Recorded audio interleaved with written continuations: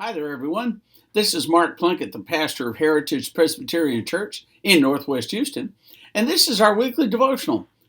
Today's devotional comes from the 13th chapter of Matthew, where Matthew is describing the parables that Jesus used when he was teaching. Now, the other Gospels also contain parables and stories about Jesus, but Matthew seems to be the one who lays it out as if Jesus were telling all of them, almost all of them at least, in one setting, where he's teaching a whole bunch of people, and so he uses each story. Now, here's the question for today.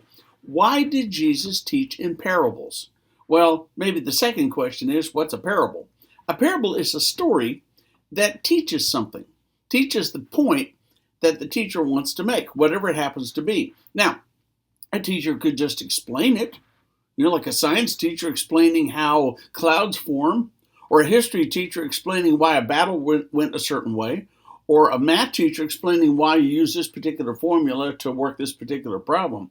So sometimes it's just straightforward. But when Jesus taught, he used these stories to compare whatever it was that he was talking about. And almost always, he was talking about the kingdom of God.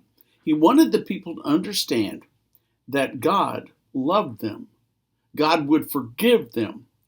That, yes, God was to be respected, but God was not to be avoided. Or, like this, God was to be loved. God was love. That's what Jesus came to teach. Not only was God love, but God was going to forgive them for their sins if they would just call on him. And so this was an important lesson, and Jesus needed to teach it over and over again. But how do you teach people that can't read? How do you teach people that can't write? And how do you teach them so that they'll remember what you teach and teach it to other people later? With a story. With a story. That's the easiest way to do it. So sometimes he would make comparisons. For example, he might say, the kingdom of heaven is like a mustard seed.